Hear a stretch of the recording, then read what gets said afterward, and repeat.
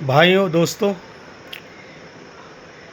धारा प्रवाह अंग्रेज़ी धारा प्रवाह जो इंग्लिश होता है, जिसकी आमूमन सारे स्पोकन इंग्लिश मार्केटिंग करते हैं। धारा प्रवाह तो धारा प्रवाह means you can speak English fluently, यानी आप इंग्लिश को फ्लुएंटली बोल सकते हैं। लाइक जैसे हम लोग हिंदी बोलते हैं, जो हमारी मदर टंग है, मातृभाषा है। देखिए, एक यहाँ पे इम्पॉर्टेंट बात ये भी है कि धारा प्रवाह अगर आप बोल रहे हैं तो ज़रूरी नहीं कि आप पूरे उच्चारण के साथ, प्रोनंसिएशन के साथ बोल रहे हैं, लेकिन किंतु परंतु आप बोल लेते हैं लगातार, इसलिए लोग इतना कैच आपको नहीं करता सुनने वाला। तो वही होता है धारा प्रवाह का जो चक्कर है, जो हर जगह देखते हैं आप, स्पोकन इंग्लिश, ये सब fluency in English guaranteed 30 days, 10 घंटे, 12 घंटे, 20 घंटे, यही होता है धारा प्रवाह का सारा चक्कर। तो मैंने पहले वीडियोस बनाया, fluent English speaker only that person can become who has got an environment for English. Means the person was forced to communicate in English in those school days inside the campus.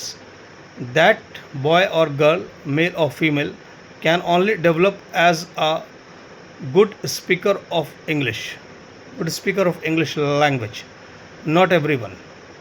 तो marketing एक गलत हो जाती है, आप है ना। अब वो पर्सन को कभी इंग्लिश से वास्ता नहीं पड़ा हो, कभी इंग्लिश उनका कोई ऐसा कम्युनिकेशन नहीं रहा, उनको कोई ऐसा एनवायरनमेंट भी नहीं है कि उनको इंग्लिश अंग्रेज़ी में बात करने की ज़रूरत है, कुछ बोलने की ज़रूरत है, और आप उनको कह रहे हैं कि मैं आपको एक फ्लुएंट इन इंग्लिश स्पीकर मैं आपको बना दूंगा, तो that is a totally a false statement. तो हाँ, बट किंतु परंतु ये ज़रूर है कि हम उनको एक, अगर उनके ऊपर थोड़ा हार्ड वर्क किया जाए, थोड़ा वो भी हार्ड वर्क करे, थोड़ा स्मार्ट वर्क करे, एक रूटीन से उनके ऊपर काम किया जाए, जिसमें उनका भी कोऑपरेशन हो कैंडिडेट का, तो ही और she can speak 30, 40, 50, maximum 60%, max to max 60% English, communication English. उतना भी अगर हमने कर दिया ऐसे पर्सन के जिनका कभी इंग्लिश का कोई बैकग्राउंड नहीं है, तो वी हैव अचीव्ड आवर गोल।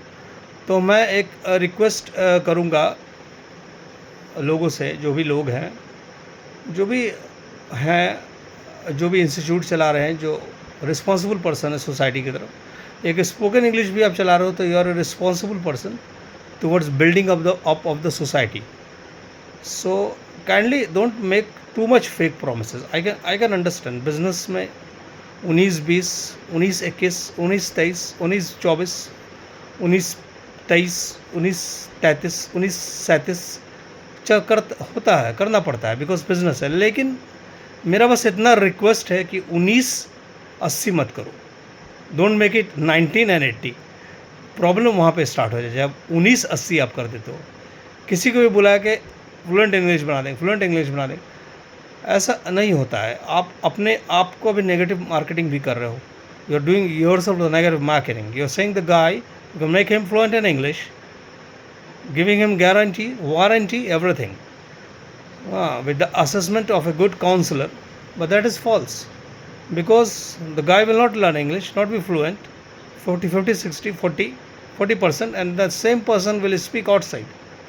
कि ये लोग झूठ बोल के एडमिशन ले लेते हैं, झूठ बोलेंगे। कोई भी, जब मैं गया तो मुझे बोल दिया कि आपको कम्प्लीटली फ्लुएंट इन इंग्लिश बना देंगे, लेकिन मैं थोड़ा बहुत ही इंग्लिश बोल पाता हूँ। तो इससे क्या होता है, जो अचीवमेंट है आपका, जो आपने उसको 40%, 30% तक भी पहुंचाया, उसका भी वो आपको क्रेडिट नहीं दे रहे हैं, इन देयर सर्किल, अपने सर्किल में, क्योंकि आपने बहुत हाई फंडा ऐसा प्रॉमिस कर दिया, 90% आप उनको fluent in English, you can make that person. तो negative marketing you are doing of your business yourself. So be honest with your business, be honest with your business. Honesty is the best policy.